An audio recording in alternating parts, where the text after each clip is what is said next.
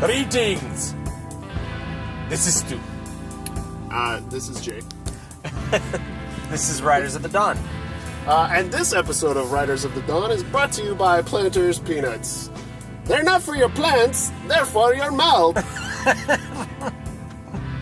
So, today we're going to talk about, not sponsorships, we need more of those, journalism. Yeah. Yes, that ancient pillar of democracy called journalism.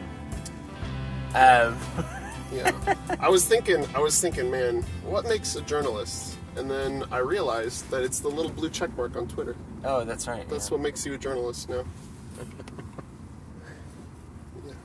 Thank you, Twitter, for being our supreme corporate overlord. It's like when they removed Milo's check mark.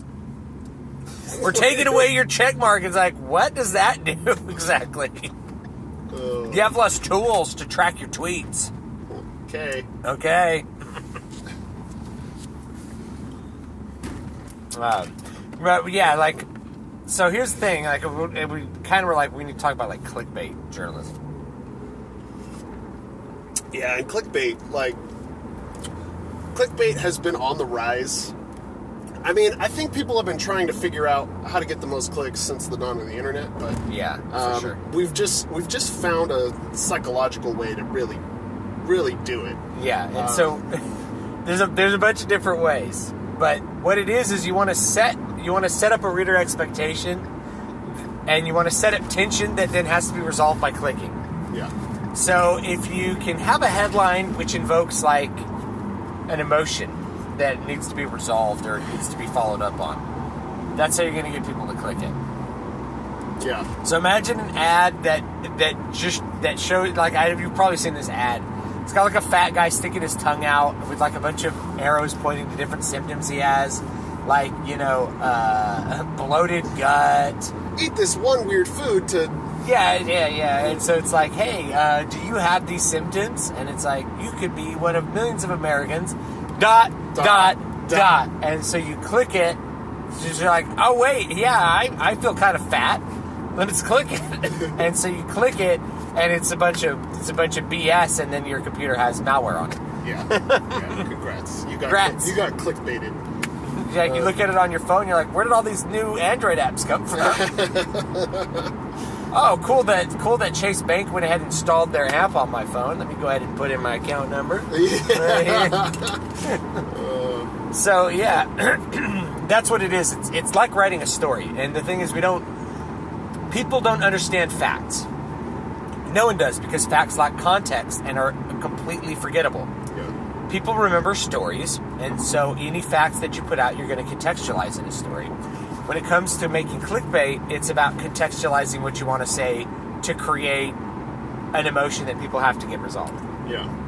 And I will say one thing about clickbait is that before clickbait actually happened, titles of articles were getting longer and longer because of search engine optimization.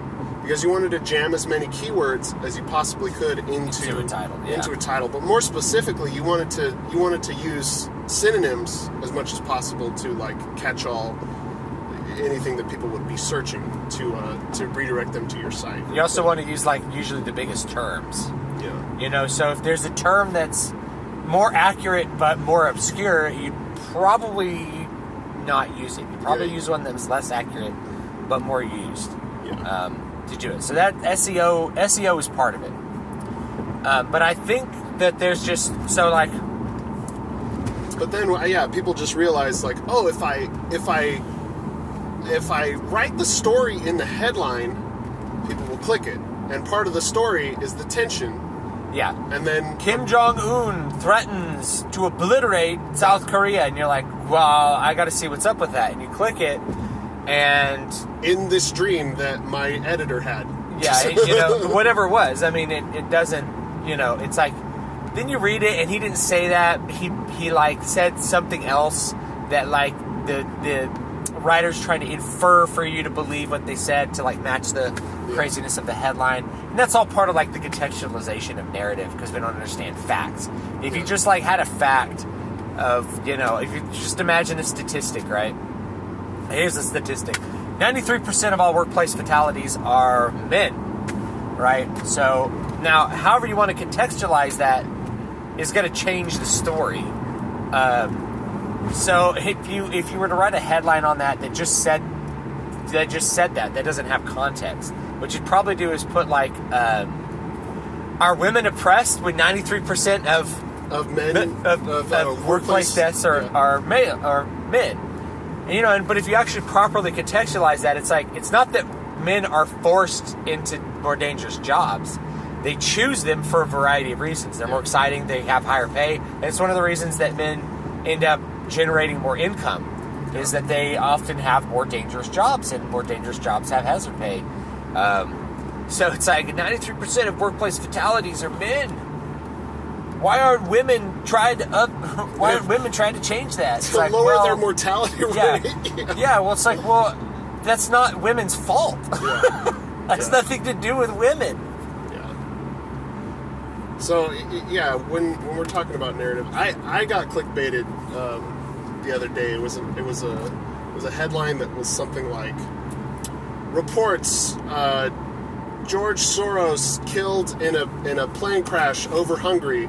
And I was like, what? And I clicked it, and it was the whole headline again, but at the end it said, are false. And I was like, oh my God, I got clickbaited so hard right now. Yeah.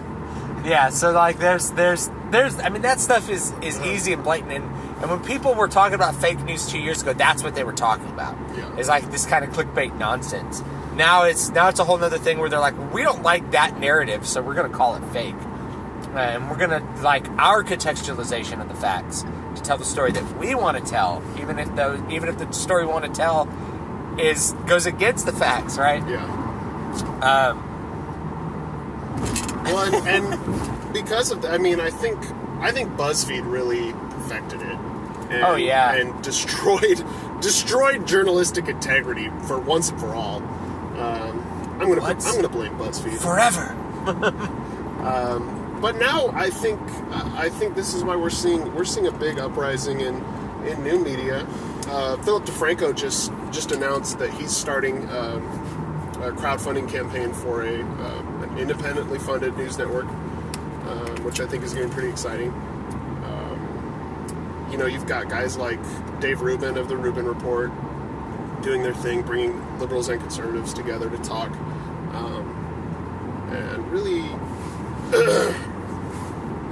try and get a 360-degree wrap on a story. Yeah. Which to do properly, it means that you can't do as many stories.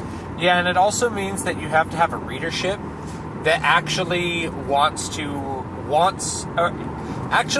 know the truth and is actually willing to have any assumptions and perspectives that they have challenged. Yeah. And actually those kinds of people, I think, are growing in the younger population because they've become so disenfranchised and disillusioned with the old media, which has just fed them nothing but bullshit and lies for nigh on 50 years. Yeah.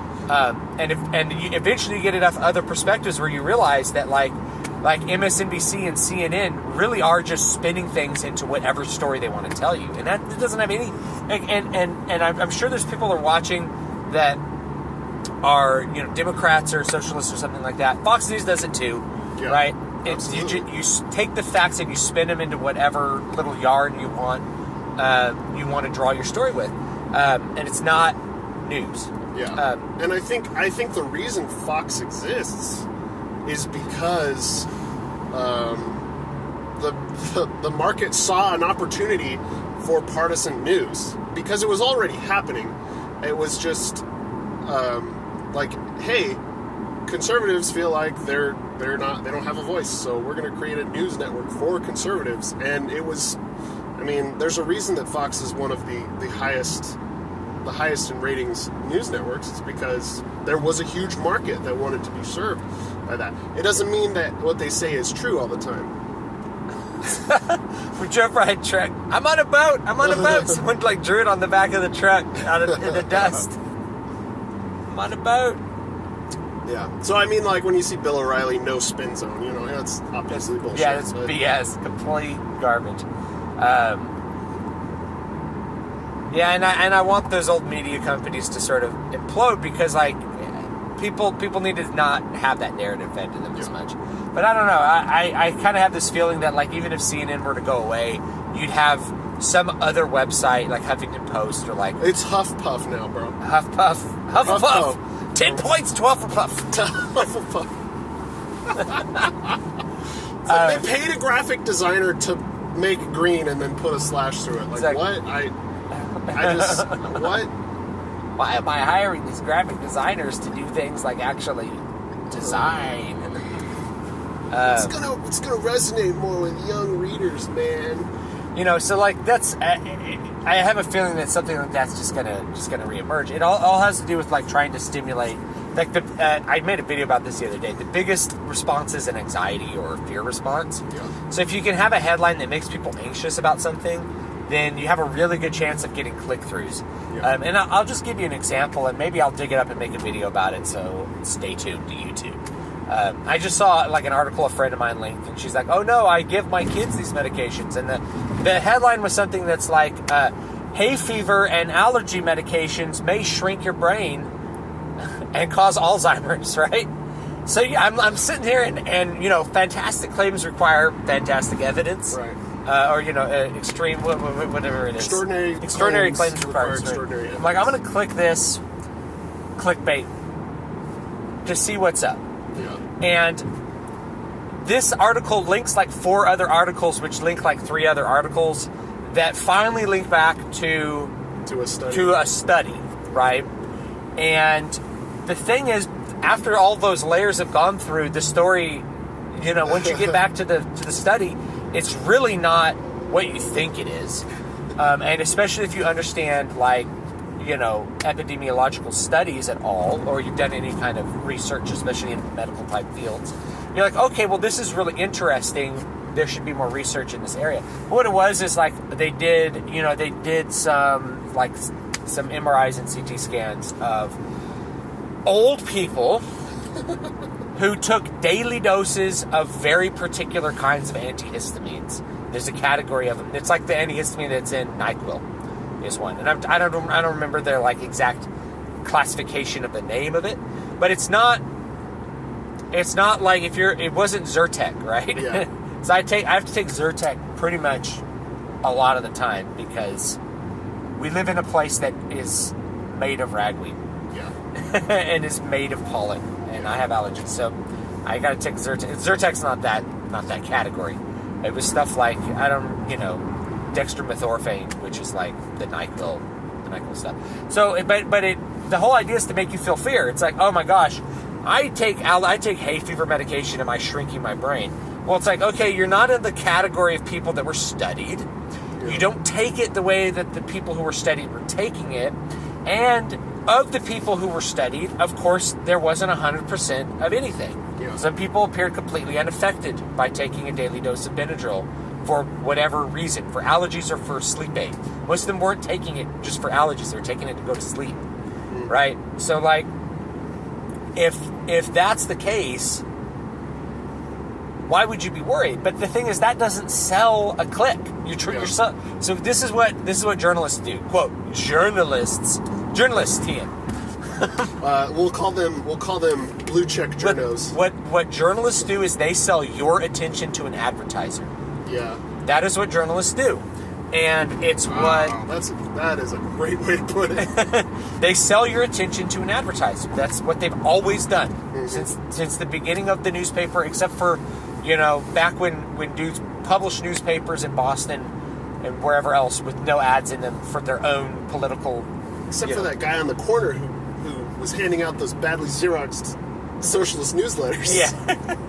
Yeah, so, but anyway, like, they sell your attention to advertisers, and in order to get your attention, they're going to provoke an emotional response, and anxiety is the best one.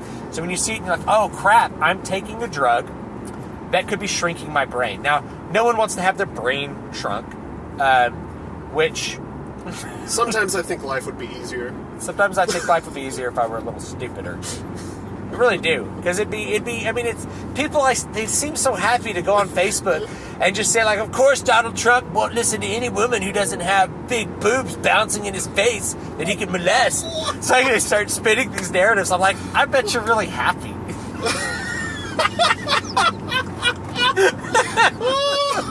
You know, you seem so happy just telling that story like that. That it's so simple, right? It's so simple. Donald Trump won't listen to anyone because he only cares about the size of a woman's breasts. Oh man, it just puts everything in a nice little narrative. You know, it completely alleviates all your responsibility to think critically or to act in your life with virtue and. Yeah.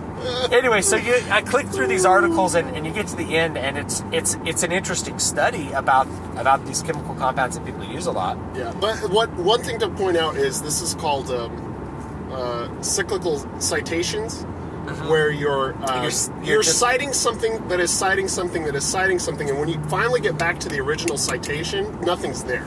Yeah, and it's a real problem in academia. Yes. Where people just, like, someone will write a paper, and then they'll write another paper citing the first paper. Thereby proving their point, right? But not really. Noam Chomsky, I'm just going to tell you, I mean, hopefully there's not too many linguists that are going to get upset about this. And it's funny because I'm going to talk about Noam Chomsky. I'm talking about Noam Chomsky with my wife, and she starts telling me all this linguistic information. She's a speech pathologist. So like, she just talks about his, like, medical research, his linguistic research and stuff. And I'm like, well, Noam Chomsky was actually quite notorious, at least in a lot of academic circles, for this cyclical citation thing, where he's citing himself, and there's so many layers of citations for everything that what is being said just doesn't seem to have any real. It's an illusionary substance. It's building your skyscraper on sand. Yeah, it's just like there's actually not a substantial amount of research there at all. In some cases, no research. Sometimes you're citing a paper that's basically an essay. You know, and that's he was quite notorious for that. And if you like Noam Chomsky, well, you got to have a realistic view of people. Doesn't mean he's wrong. It just means that's what he did. Yeah. And there's nothing wrong with essays. I mean, I like to write persuasive essays myself, but you know, controlled medical studies rarely have any kind of results that are like going to blow people's minds away or anything like that. Yeah. It's. I saw an infographic the other day about it was a sliding scale of things that caused cancer versus were beneficial, and it was like, you know, red meat. 20 studies have said it prevents cancer. 30 studies have said it causes cancer. Oh, yeah.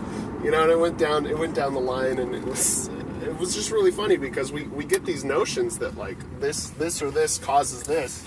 Yeah, based on one data point. Yeah, and especially in the medical field where, like, you're concerned with your own health. It's not like a math paper, right? Mm-hmm. So somebody's dealing with some, like, super complex mathematical concept. It doesn't have an effect on you right away and doesn't compel you to do anything. And that's the main thing. Yeah. Is that if you want to compel somebody to alter their behavior or alter what they're doing, a fear response is really, really useful for that because it's very immediate. Yeah. So when it goes to that clickbait, it's like, oh, you should be afraid that you're taking hay fever medications. Like, turns out it's like dextromethorphan and like Benadryl, and if you're not taking them on a daily basis, this doesn't apply to you. And if you're not old, this doesn't apply to you. If it's like, oh, you know, I had to take a Benadryl because I had this bad allergy attack, my brain is going to shrink. It's like, no. Well, everything has harms and benefits, but you know, you're not going to be doing long-term damage to yourself by taking a Benadryl. Every once in a while, it's like that. But people extrapolate that into the title so that they can get that click. It's like, oh, I'm anxious about this. Let me click and see if I can resolve this, and yeah. you know, let me resolve this anxiety by learning about this. Really, it's pretty impossible to sell people on happiness. You can sell them on the promise of happiness. Mm-hmm. Depressed? ? Turns out you're not alone. Click. Right? That's what it is. It's like, oh, these three simple foods have helped millions of Americans. ... Yeah. So the depression one's great because you're promising them happiness. That's the promise, right? But you're trying to cue into a feeling they already have, depression. Everybody's felt depressed at some point, right? Well, Sadness is like a universal emotion. Not only that, but there have been studies talking about people who spend a majority of their time on social media are more likely to be depressed. Yes. So you're selling to a very specific market. Oh man, I didn't even think about that angle, but that's kind of like vicious, isn't it? It is. It's totally vicious. It's like, hey, let's take this market that we know is depressed, and then we'll just throw a bunch of clickbait stuff. Yeah, bombard them with promises that they can not be sad anymore. Yeah. Anger is another really, really powerful one. So if you have something that's like, I don't know. Let's write a headline. Donald Trump tells this environmental scientist to get rocks. We can do better than that. Donald Trump executes the Earth with this one executive order. ... You know, and you're like, oh, this evil Donald Trump. You know. And you click on it, and it's like, oh, you know, the EPA is changing. We're doing one, you know, we're doing one thing or the other. And, yeah, some people are upset about that, but well, you know, unless you're Michael Moore and you think, you know, future alien historians will look back on this date and say that this was the end of humanity. Thanks, Michael Moore. Thanks, Michael Moore. You're helping. You're helping. You know what? You know what would reduce your carbon footprint? Quit eating donuts. I was gonna go way darker than that. I know. That's why I went there first. You should kill yourself. You should kill yourself. Oh yeah. Yeah, that Louis C.K. had a bit about that in his last special, which wasn't a good special, but he was like, you know, hey, you know, you can always kill yourself. Yeah, it's like, I'm scared about ISIS. Kill yourself. Then you won't be scared anymore. I thought Louis C.K.'s special was good. I just, the 20-minute abortion joke was just kind of not there. Yeah. It wasn't focused enough. It wasn't focused, and I don't think it was thought out, and I don't think it caught enough things. But anyway, so we're out of time. What should we title this? Do you feel emotionally manipulated by media? ... No. Are you? Is the CIA manipulating your mind through media? That's it. All right, is that going to be the That's title? going to be the title. All right. All right, you can find me at dvspress.com, davidvstewart.com. Email the show, stu@davidvstewart.com. You can find me at matthewjwellman.com. I think that's it. Yeah. All right, later, guys.